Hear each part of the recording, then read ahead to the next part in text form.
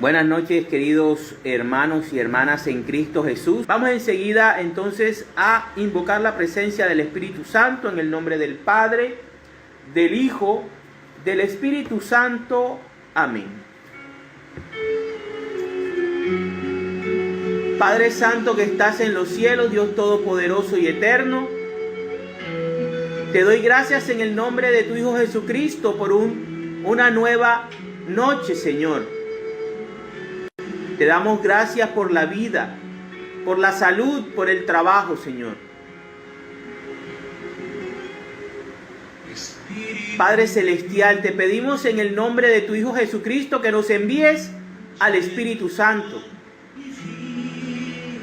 al Espíritu de consolación, al Espíritu de verdad. Permite que el Espíritu Divino nos ilumine en esta noche y nos enseñe lo que la palabra debe enseñarnos. No permitas, Padre, que nos desviemos en pensamientos y en razonamientos inútiles. Permite, Señor, que podamos entender tu palabra a la luz del Espíritu Santo, para darle gloria al Hijo. Llena nuestras casas de tu presencia, Señor, en esta noche, y consuela nuestras almas en medio de las dificultades, Señor. Ven a nuestro encuentro, Maestro Jesús, y enséñanos tu palabra, Señor. Ven, Espíritu Santo, ven, Espíritu Divino. Hazte presente en esta noche e ilumínanos. Y bendice nuestros hogares. Amén. En el nombre del Padre, del Hijo, del Espíritu Santo. Amén. Continuamos entonces con el capítulo 2 del libro del Génesis, que lo teníamos pendiente. Así quedaron acabados el cielo y la tierra y todos sus elementos. Dios dio por terminada su obra el séptimo día, y en este día descansó de toda su obra. Dios bendijo el día séptimo y lo santificó, porque en él había descansado de toda su actividad creadora. Tal fue el origen del cielo y de la tierra cuando fueron creados. Cuando el Señor hizo el cielo, no había todavía arbusto alguno del campo sobre la tierra, ni había germinado hierba alguna, porque el Señor Dios todavía no había hecho llover sobre la tierra, ni había hombre que cultivara el suelo. Pero un manantial brotaba de la tierra y regaba todo el terreno. El Señor Dios formó al hombre del polvo de la tierra. Le insufló en la nariz un hálito de vida. Y así el hombre llegó a ser un ser viviente. El Señor Dios plantó un jardín en Edén, al oriente, y en él puso al hombre que había formado. El Señor Dios hizo germinar del suelo toda clase de árboles agradables a la vista y apetitoso para comer. El árbol de la vida en medio del jardín y el árbol de la ciencia del bien y del mal. Un río salía de Edén, para regar el jardín. Y de allí se dividía en 4 brazos. El primero se llamó Pisón, y rodea toda la tierra de Havilá, donde hay oro. El oro de este país es puro. En él hay también bedelio y ónice. El segundo, de nombre Gihón, circunda toda la tierra de Cus. El tercero, de nombre Tigris, discurre al oriente de Asiria. El cuarto es el Éufrates. El Señor Dios tomó al hombre y lo puso en el jardín de Edén para que lo cultivara y lo guardara. El Señor Dios dio al hombre este mandato: puedes comer de todos los árboles del jardín, pero del árbol de la ciencia del bien y del mal no comerás, porque si lo comes, ciertamente ese día morirás. El Señor Dios dijo: no es bueno que el hombre esté solo. Le daré una ayuda apropiada o idónea.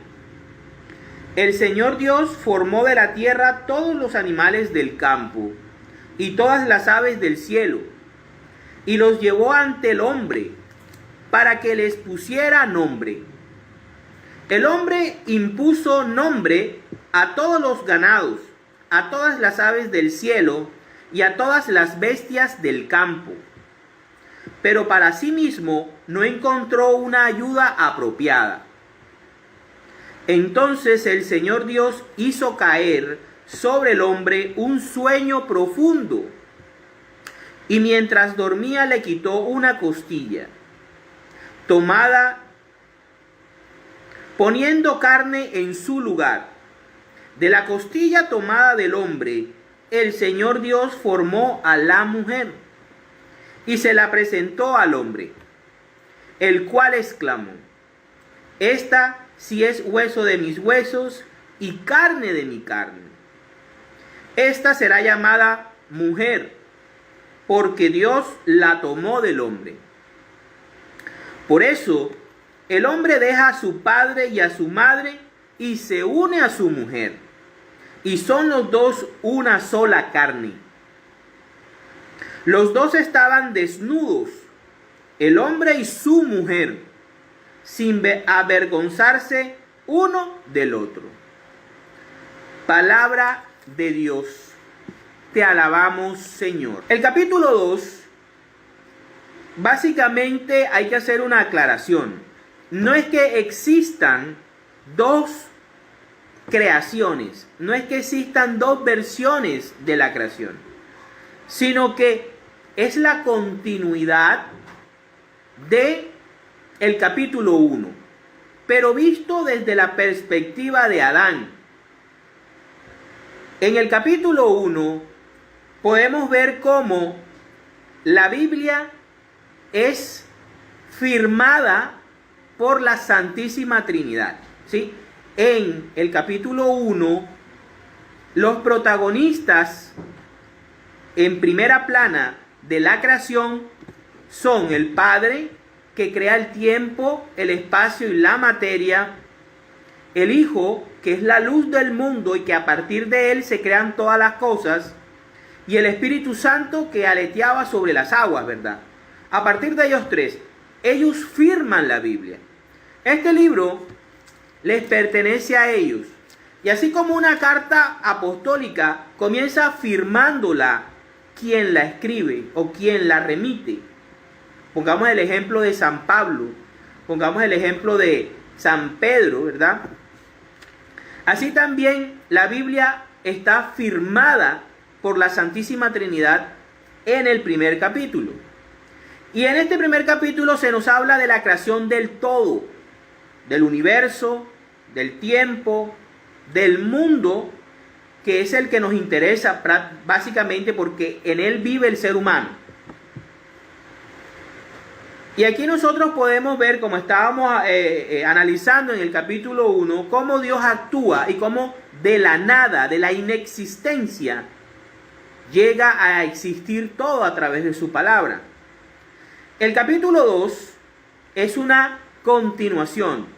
El capítulo 2 es a quién va dirigido el libro. El capítulo 1 nos dice quién dirige el libro y quién es el que va a expresar sus pensamientos y su mensaje. El capítulo 2 no es más que decirnos ¿A quién va dirigido? ¿A quién va dirigido el mensaje? Y es claramente al hombre. Ahora, ¿cuál es el mensaje? Fíjense, el mensaje lo podemos encontrar en la terminación de la creación. En los versículos del 1 al 4 está el mensaje de la palabra de Dios. ¿Y cuál es? Dice, así quedaron acabados el cielo y la tierra y todos sus elementos. Dios dio por terminada su obra el séptimo día, y en ese día descansó de toda su obra. Dios bendijo el día séptimo y lo santificó, porque en él había descansado de toda su actividad creadora. Tal fue el origen del cielo y de la tierra cuando fueron creados. O sea, el por qué este pedazo de la palabra de Dios, de la narración de la creación principal, de la creación del universo, del mundo, está en el capítulo 2 y no está en el capítulo 1. Básico, fundamental, porque a quien va dirigido el libro, que en este caso es a la humanidad, al hombre representado en Adán y en Eva, se le dice cuál es su fin. Y el fin es el reposo del Señor. El fin de la humanidad, el fin que quiere Dios para su creación principal, que es el hombre en este mundo, en este universo, es que el hombre pueda entrar con él a su reposo, a su descanso, a ese séptimo día en el que ya se encuentra él, pero que nosotros, los mortales, los pecadores, la creación entera todavía no ha entrado. Es por eso que el capítulo 2 empieza con el séptimo día. Porque allá debemos de tender todos. Y Cristo es el camino hacia el reposo de Dios. El reino de los cielos, la salvación eterna, el cielo que nosotros llamamos los cristianos y los mismos judíos y hasta los mismos musulmanes que creen en una resurrección después de morir, en un juicio, ¿verdad?, de buenos y malos, y que los buenos van a entrar a un cielo en la presencia de Dios, y que los malos van a ser juzgados y van a ser castigados en un infierno, ¿verdad? Esas tres principales culturas tienen esa esperanza. Aquí en la palabra de Dios nos las está diciendo el capítulo 2. Señor remitente del libro, Señor al que va dirigido el libro, todo lo que está contenido en este mensaje va dirigido a que usted como humanidad llegue al reposo del Señor, entre al reino de los cielos. Es por eso que el capítulo 2 empieza desde el versículo 1 hasta el versículo 4 con el descanso del Señor. Porque para allá debe tender la humanidad. Ahora, el capítulo 2 no es otra versión de la creación o otra creación, no. Es simple y llanamente como un zoom. Es simple y llanamente como ampliar esa definición que nos habían dado en el capítulo 1, que Dios creó al hombre y a la mujer el sexto día, y que en el sexto día varón y mujer los creó, ¿verdad? Y los hizo que fueran una sola carne, los bendijo, le dijo que se multiplicaran. En el capítulo 1 viene de una creación macro desde el universo y va disminuyendo hasta llegar a la creación de la raza humana. Entonces el capítulo 2 es una ampliación. Ya Dios no se presenta solamente como el creador del universo de todo lo existente, sino que ahora va dirigido más específicamente a: yo soy tu creador, yo te creé, humanidad, yo te hice, yo soy tu Dios. Por eso debes escuchar este mensaje y por eso debes luchar todos los días para que puedas entrar en mi reposo. Recordemos que el camino, vuelvo y repito, el camino hacia el reposo de Dios es Jesucristo, Él es el camino. Entonces nos dice que cuando el Señor hizo el cielo, no había todavía arbusto alguno del campo sobre la tierra, ni había germinado hierba alguna, porque el Señor todavía no había hecho llover sobre la tierra, ni había hombre que cultivara el suelo. Alguno me va a decir por ahí de pronto, pero es que en el capítulo 1 dijeron que en el tercer día estaba la vegetación. Sí, puedo decirle algo. Se puede aquí entender como dos tipos de vegetaciones. La vegetación del tercer día fue para crear la atmósfera de la tierra. La hierba sobre la tierra que está hablando el capítulo 2 es la necesaria para que el hombre se alimentara.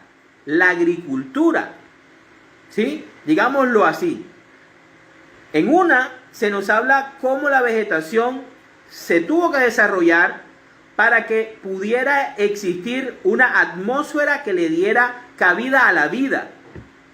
Esta hierba que está diciendo aquí es la hierba, los frutos, el último modelo de árboles, de frutos, de trigo, ¿verdad? De cebada, de avena. Ahora, no existía todavía nadie que la cultivara. Fíjense, muy diferente. Aquella sirvió para una cosa, para que hubiese atmósfera.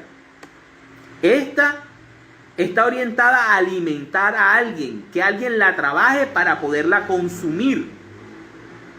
Y es ahí cuando aparece la criatura que Dios había hecho o que había pensado. Algo que debemos nosotros tener claro es que Dios ya había pensado en su infinita sabiduría en el ser humano, hombre y mujer. Y aquí quiero aclarar algo. No es que en el capítulo 1 haya una mujer y en el capítulo 2 haya otra mujer. Es la misma mujer, como es el mismo hombre. Lo único que allá se le nombra como parte del conjunto total de la creación, del universo. Acá, como el capítulo 2, como les decía, ya nos habla a quién va dirigido el libro. Entonces ya hay un mayor detalle de la creación de ese hombre. Listo, yo te hice a imagen y semejanza, macho y hembra, y te bendije. Ahora en el capítulo 2 quiero decirte con mayor detalle cómo te hice. Cuando el Señor hizo el cielo, no había todavía arbusto alguno del campo sobre la tierra, ni había germinado hierba alguna, de las que yo estoy diciendo, para el proceso de alimentar a una especie, de alimentar a una criatura inteligente.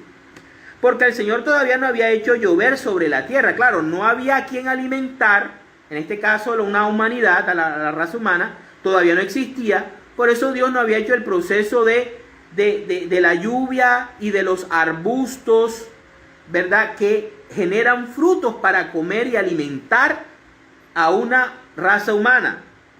Pero me llama la atención algo que me acaba de llamar la atención. Dice, porque el Señor todavía no había hecho llover sobre la tierra, ni había hombre. Fíjense, el objetivo de esas plantas, el objetivo de esa hierba, era el hombre. No era esa vegetación del tercer día que Dios la hizo para que se creara una atmósfera, para que a través de esa atmósfera se creara la vida, viniera la vida del mar, así como lo dice la geología, sino que esta va orientada a alimentar a una criatura especial, en este caso al hombre. Entonces, ni había hombre que cultivara el suelo, pero un manantial brotaba del suelo. Para mí, esta es la presencia del Espíritu Santo. En el capítulo 1 vemos nombran que el Espíritu de Dios aleteaba sobre las aguas. Aquí se nos está diciendo que de la tierra brotaba un manantial. Y el manantial es el Espíritu Santo. Recordemos en otros estudios. Aquí está la presencia del Espíritu Santo. Dice, pero un manantial brotaba de la tierra y regaba todo el terreno. Fíjense, el manantial se movía sobre la tierra como el Espíritu de Dios se movía sobre las aguas. Si captamos ya el simbolismo.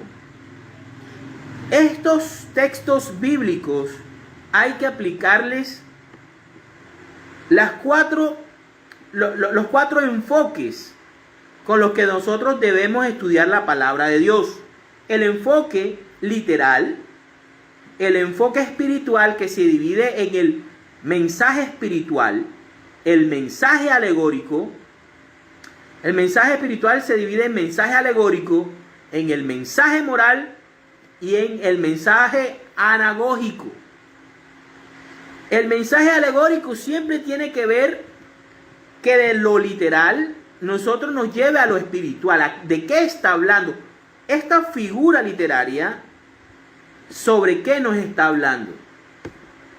El Señor aquí está hablando de un río, de un manantial que brota de la tierra y la riega. Recordemos que en la palabra de Dios, el manantial, el río de agua viva, ¿verdad? El río que nunca se seca, es el Espíritu Santo. ¿Sí? Entonces, fíjense, aquí estamos utilizando la parte literal, le estamos aplicando el enfoque alegórico, que también tiene que ver con el enfoque moral, que lo veremos más adelante. Y también el anagógico. ¿Cuál es el anagógico? ¿Hacia dónde debo ir? ¿Hacia dónde debo pensar? Todo eso está en el catecismo de la Iglesia Católica. Hay que estudiar el catecismo de la Iglesia Católica para poder entender la palabra sin perdernos. ¿Cuál es el mensaje anagógico de este capítulo?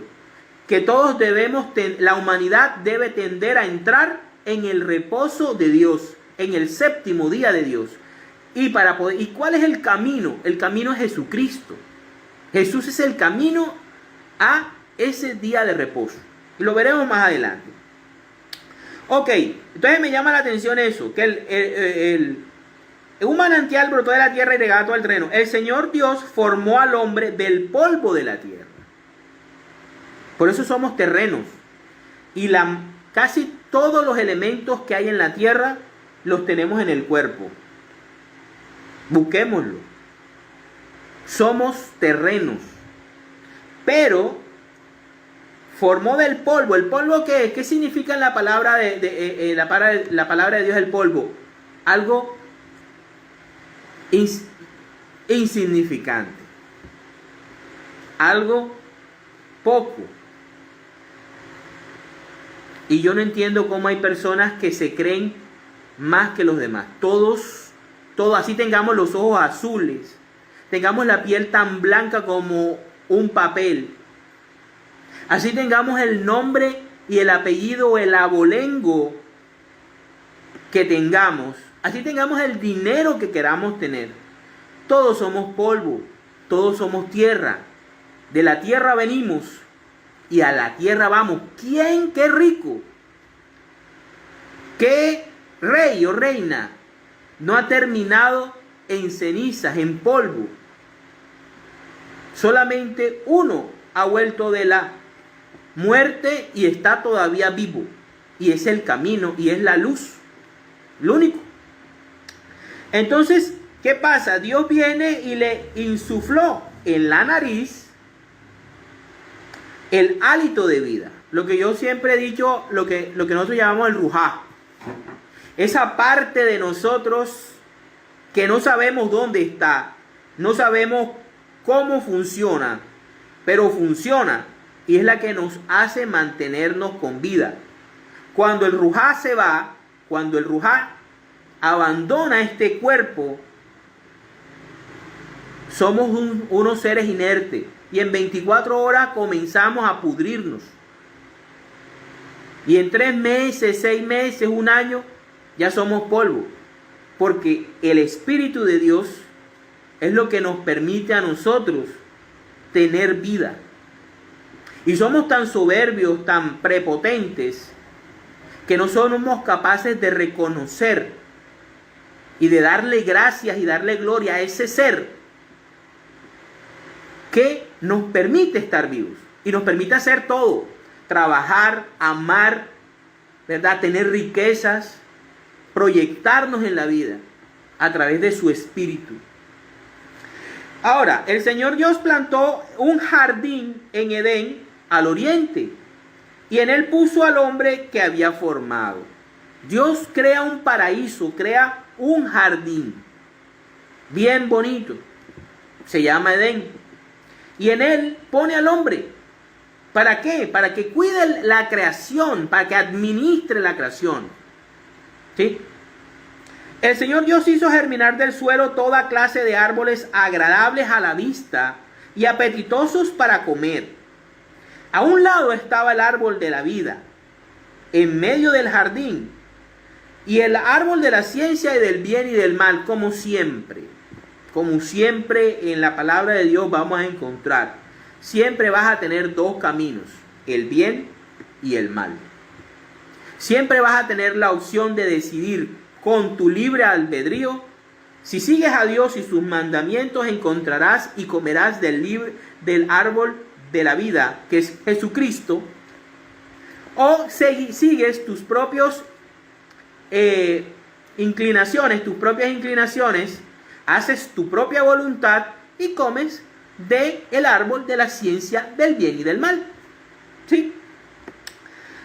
Bueno, dice: había un río que salía de Edén para regar el jardín, y de allí se dividía en 4 brazos. Fíjense, recuerden que el número 4 en la Biblia es importante,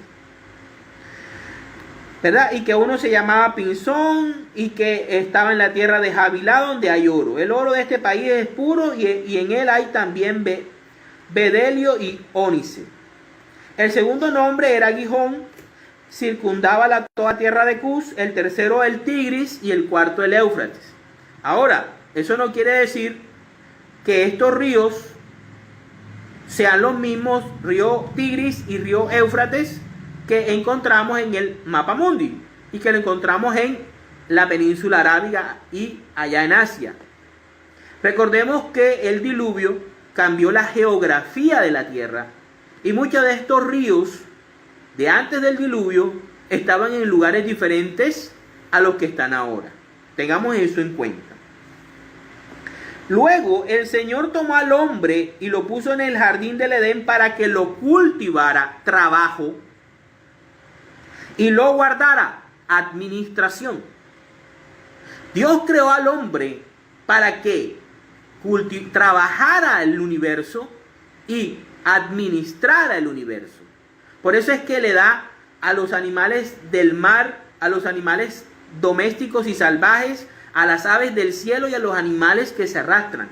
Todo lo creado lo puso en manos del hombre, para que el hombre trabajara, viviera bacano, sabroso, disfrutando de la creación, pero la guardara, la administrara bien, la tratara con amor. ¿Lo hemos hecho?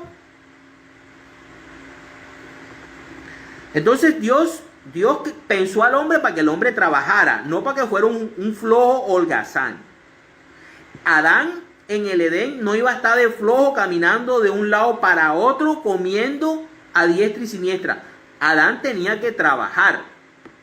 Y prueba de eso es que Dios le da el ejemplo también, fíjense, también le da el ejemplo de que descansó el 7º día, para que el hombre no solamente fuera trabajo, sino que tenía que sacar un espacio para dedicárselo a él, a su familia y por supuesto a Dios.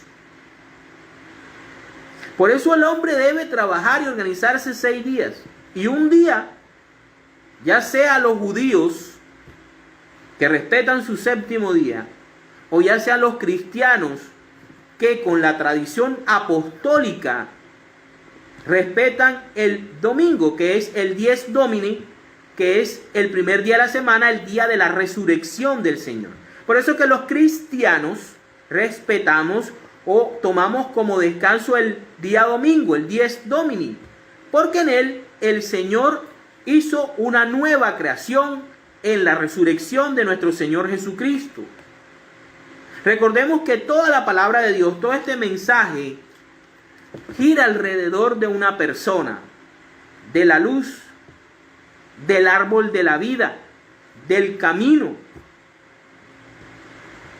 de la escalera al cielo, con todos los nombres alegóricos que querramos ponerle a Cristo, nos lleva a la misma persona, Cristo. Entonces, ahí es cuando Dios, ya después que le dice, tú vas a trabajar, pero también tienes que descansar un día y me lo tienes que dedicar a mí, a tu familia y a ti mismo, porque no todo puede ser trabajo, Adán. Le dice, le pone una regla moral. Una regla moral. Toma una figura literaria para enseñarnos un mensaje moral. ¿Sí? El árbol de la lo pone enfrente del árbol de la ciencia del bien y el mal. Y le da un mandamiento, fíjate, primero te da trabajo, después te da una responsabilidad y de último te pone un mandamiento, un mandato, o sea, te pone un límite. Bueno, Señor, puedes comer de todos los árboles del jardín, pero del árbol de la ciencia del bien y el mal no vas a comer, porque si lo haces, vas a morir. Le está dando un mandato, le está poniendo límites y le está diciendo las consecuencias de transgredir el mandato.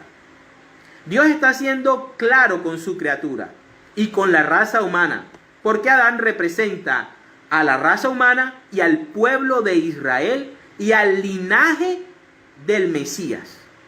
Por eso si el sacerdote nos dice que Adán es un pueblo, lo es. Adán representa a la humanidad. Adán representa al pueblo de Israel.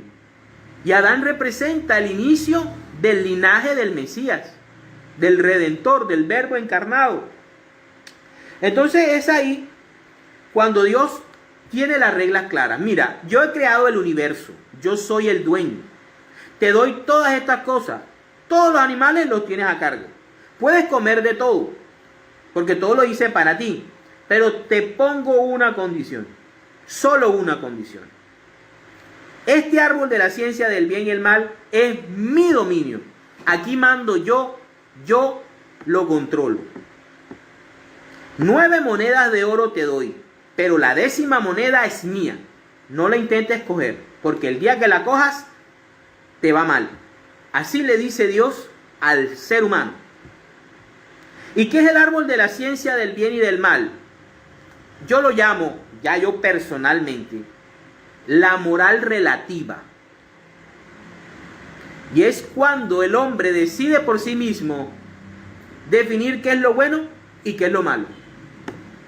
Y ahí podemos entender de que ese es dominio de Dios. Dios es el único que desde la creación de la nada está diciendo que es bueno. Bueno la creación del cielo y la tierra. Bueno haber dividido el mar y el cielo. Bueno haber creado vegetación. Bueno haber creado los animales del mar. Bueno haber creado los animales terrestres. Bueno haber creado al hombre, al ser humano. Y él mismo dice que es malo que el hombre que esté solo. Él es el que dictamina que es bueno y que es malo. Dios solamente. Y cuando el hombre come del árbol de la ciencia del bien y del mal, quiere ser como Dios, lo veremos en el capítulo 3. Ahí es donde muere. Cuando el hombre llama a lo malo bueno y a lo bueno lo llama malo, no se tarda en sufrir las consecuencias del pecado. Si yo sigo las órdenes de Dios, me va bien. Se lo dice a Israel. Si cumples mis mandamientos y me obedeces, yo te bendeciré y te irá bien en todo. Si por lo contrario, te maldeciré y te irá mal en todo. Para Dios hay 2 caminos. Así como nada más hay hombre y mujer. Fuera. Ok. Sin embargo, Dios ama a todas sus criaturas. Pero sobre todo, ama más todavía. O bueno, no es que ame más todavía, sino que su amor es aprovechado mejor por quienes lo obedecen. Dios nos ama a todos por igual. A todos. Porque todos somos obra de sus manos.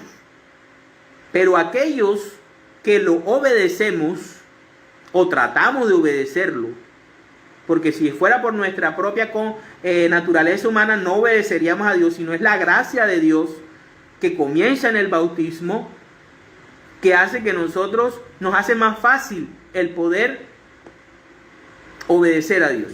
Bueno, entonces ya le puso trabajo, le puso administración, o sea, le puso responsabilidad y le puso límite, le puso un mandato y le dijo claramente qué pasaba si violaba esa norma. Dios nunca fue un mal creador, nunca ha sido un mal creador. Siempre nos dice las cosas como son y cuáles son las consecuencias. Siempre ha jugado claro.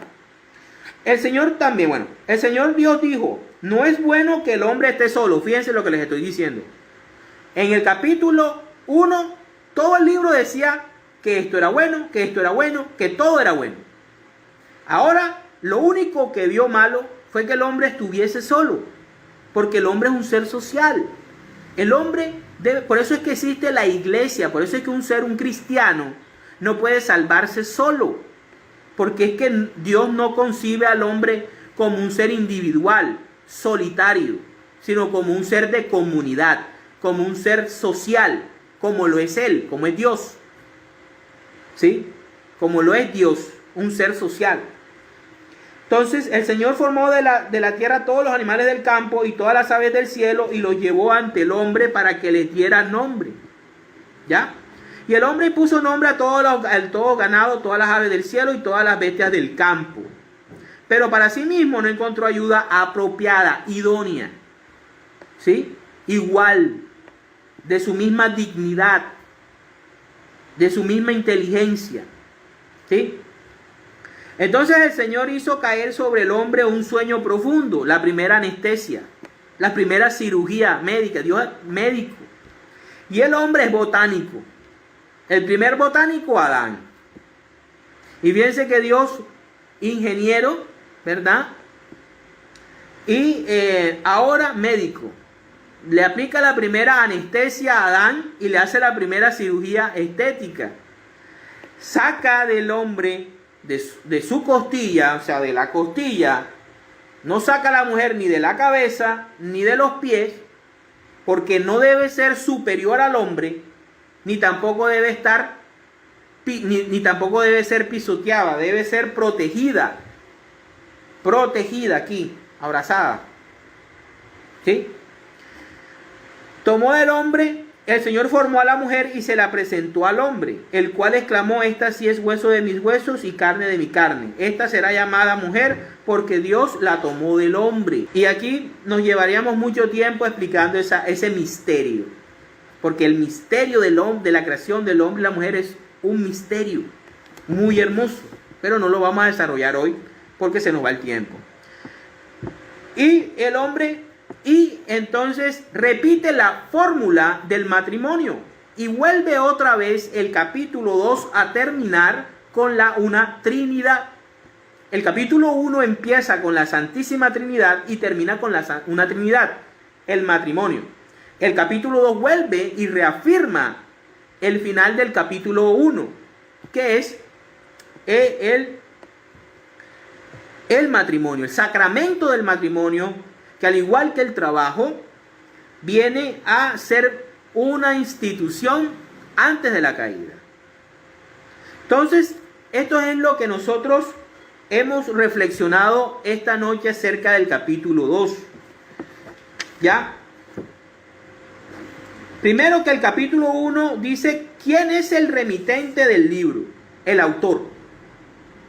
Y el capítulo 2 dice a quién va dirigido. No es que sean dos versiones de la creación, no. o dos creaciones diferentes, o que es que en el primer capítulo se creó una mujer que se llama Lilith y que en el capítulo 2 es Eva. No, Dios no se equivoca.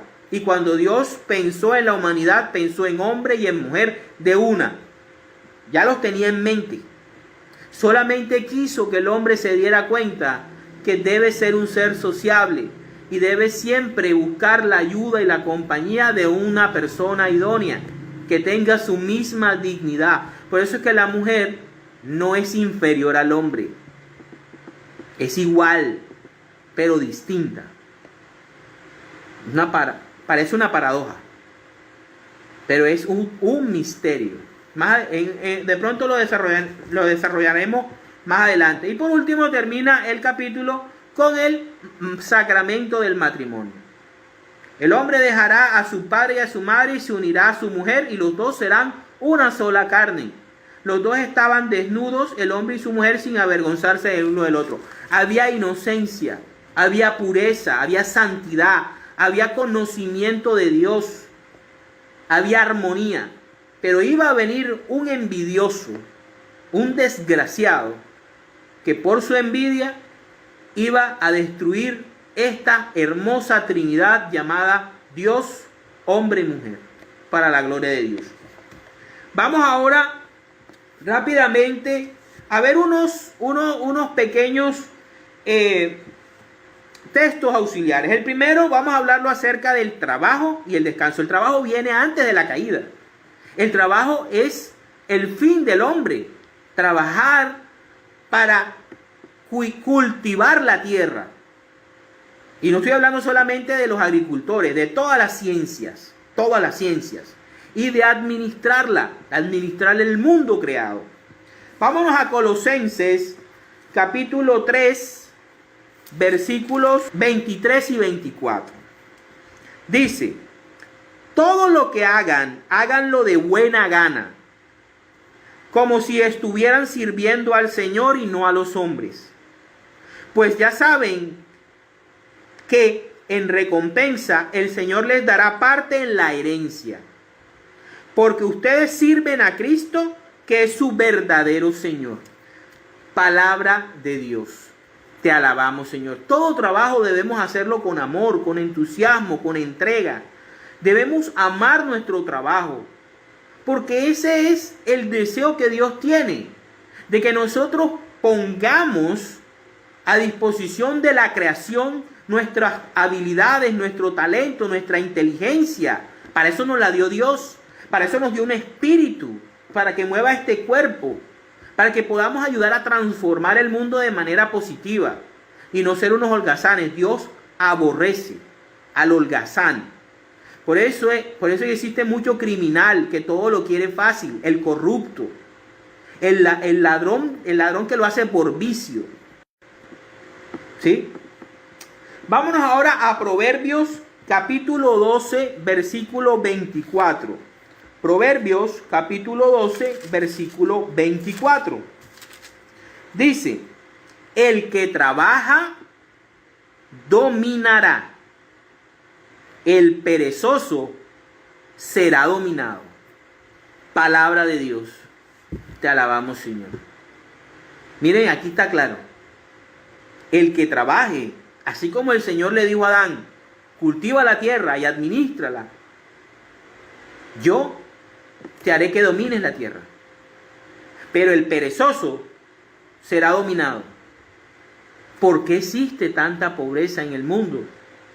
Dirán: no, por los políticos, no, porque es que hay mucha injusticia social. Pero es que a veces queremos que el mundo nos resuelva nuestros problemas. Y no, debemos levantarnos, pedirle a Dios todos los días que nos ilumine, que nos dé el pan diario, como el Padre Nuestro, y que nos dé la inteligencia, la capacidad, las oportunidades, para nosotros poder producir y dominar principalmente nuestra propia vida. Vámonos ahora a Hebreos, el libro de Hebreos, capítulo 4, versículos del 9 al 11. De manera que todavía queda un reposo. Aquí nos está hablando, estoy hablando del trabajo y ahora hablo del reposo. ¿Cuál es el reposo que el Señor quiere? De manera que todavía queda un reposo sagrado para el pueblo de Dios. El pueblo de Dios es la humanidad que lo obedece. Porque el que entra en ese reposo de Dios, reposa de su trabajo, así como Dios reposó del suyo. Debemos pues esforzarnos por entrar en ese reposo, para que nadie siga el ejemplo de aquellos que no creyeron. Palabra de Dios. Te alabamos, Señor. Como les decía en la explicación del capítulo 2, el capítulo 2 empieza con el reposo del Señor porque toda creación, ¿cuál es el deseo? La providencia de Dios. ¿Cuál es el deseo de Dios? Que su creación entre en su reposo. Que el hombre, la humanidad, descanse en él. Como Jesús le dice a los discípulos, mi yugo es ligero. Carguen mi yugo, que es ligero para llevar. ¿Qué es lo que quiere Dios? Que nosotros entremos en su reposo, que descansemos del trabajo. ¿Y cómo podemos descansar en su reposo? Obedeciéndolo, siguiendo los mandamientos de Cristo, siendo bondadosos, caritativos, todas esas cosas. Dios quiere, o sea, el séptimo día no fue hecho como una regla estricta de que no puedes hacer nada, como los judíos lo tomaron, los fariseos, y como hoy en día también muchas denominaciones cristianas lo hacen o lo exigen. Y vamos a ver por qué. Vámonos a Marcos, Evangelio de Marcos, capítulo 2, versículos 23 al 28. Los discípulos arrancan espigas en sábado. Un sábado, en la época de Jesús, en la época de los fariseos, Jesús caminaba entre los sembrados y sus discípulos al pasar comenzaron a arrancar espigas de trigo. El trigo es la hierba que crece y que nace de la lluvia para alimentar a la raza humana. Los fariseos le preguntaron, oye, ¿por qué hacen tus discípulos algo que no está permitido hacer en sábado? No está permitido hacer en sábado. Recoger espigas cuando se tiene hambre. Hay que morirse de hambre. ¿Sí? Porque si tú haces algo en sábado, está prohibido. Pero él les dijo, ¿nunca han leído ustedes lo que hizo David en una ocasión en que él y sus compañeros tuvieron necesidad y sintieron hambre? El rey David. Fíjate, Jesús está tomando como ejemplo al rey David, al mismísimo rey David. Pues siendo Abiatar sumo sacerdote, David entró en la casa de Dios y comió los panes consagrados a Dios, que solamente a los sacerdotes se les permitía comer, un mandamiento humano. Y dio también a la gente que iba con él. Jesús añadió, el sábado se hizo para el hombre, y no el hombre para el sábado. Por esto, el Hijo del Hombre tiene autoridad también sobre el sábado. Palabra del Señor. Gloria a ti, Señor Jesús. El hombre no fue hecho para el sábado. El sábado fue hecho para el hombre, para la raza humana, en primera instancia, para que la humanidad tendiera al descanso del Señor, buscara al Señor, viviera como Dios quiere que vivamos. Seamos como Dios. ¿Quién es el camino? Cristo. Y segundo, para que nosotros descansáramos de nuestro trabajo, tuviéramos un espacio para relacionarnos con nuestra familia, con nuestra pareja, con nuestro cónyuge. Ese Adán y esa Eva, ¿verdad? Que dejan a sus padres y a su padre y a su madre para hacer una sola carne. Si se trabaja todo el tiempo, si todos los días trabajamos, ¿en qué momento le vamos a dedicar tiempo a nuestro cónyuge? ¿En qué tiempo le vamos a dedicar tiempo a nuestros hijos? Y lo más importante, ¿en qué tiempo le vamos a dedicar a nuestro Dios? A Dios hay que dedicarle tiempo. A Dios hay que consentirlo. A Dios hay que escucharlo. A Dios hay que adorarlo. Hay que sacar tiempo y dedicarlo. Los católicos tenemos la liturgia, la Eucaristía. que es un tiempo de encuentro, un momento especial de encuentro con Dios. Para eso se hizo el sábado o el domingo, como descansamos nosotros los cristianos católicos, siguiendo la tradición de los apóstoles que se reunían para escuchar la palabra y para hacer la fracción del pan el día domingo, el día de la resurrección. Entonces es muy importante eso. Muchas veces nosotros caemos en peleas y discusiones, que porque es el sábado, que porque es el domingo, que la iglesia verdadera es la iglesia del sábado, que es la iglesia del domingo. Primero que todo, nosotros no somos judíos. Los católicos y cristianos no somos judíos. No tenemos que seguir al pie de la letra todas las observancias de la ley judaica, porque Cristo es nuestra ley, la ley del amor. Y seguimos una tradición que viene de los mismos apóstoles, bendecidos por el Espíritu Santo y guiados por el Espíritu Santo. Y si los apóstoles se reunían los domingos y hacían la liturgia los domingos, pues los cristianos, descendientes de los apóstoles y de sus enseñanzas, debemos seguir la tradición de los apóstoles, de más nadie. Ahora son 12 apóstoles más San Pablo. No hay más apóstoles no que el apóstol fulano, no que el apóstol sultano. No es que a fulanito se le apareció un ángel y le dijo y le mostró no, nada. La iglesia es fiel a los 12 apóstoles, que son los pilares de la Nueva Jerusalén. Bueno, seguimos ahora. Vamos a ver cómo Dios creó al mundo, creó al hombre de la nada. Al mundo y al hombre de la nada. Vámonos al segundo libro de los Macabeos. Segunda de Macabeos, capítulo 7, versículos del 22 al 23 y el 28. Dice: no sé cómo aparecieron ustedes en mis entrañas. Habla la mamá de los 7 Macabeos. No sé cómo aparecieron ustedes en mis entrañas. No fui yo quien les dio la vida y el aliento, ni quien organizó su cuerpo. Es el creador del mundo, que hizo todas las cosas, quien formó al hombre desde el primer momento. Él, en su misericordia, les devolverá la vida y el aliento, pues ustedes, por las leyes de Dios, no piensan en ustedes mismos. Vámonos al versículo 28, dice: te ruego, hijo, que mires al cielo y a la tierra, que veas todo lo que hay en ellos y entiendas que de la nada Dios lo hizo todo, y que de la misma manera creó al género humano. De la nada, de la tierra, creó al hombre. De la nada nos crea.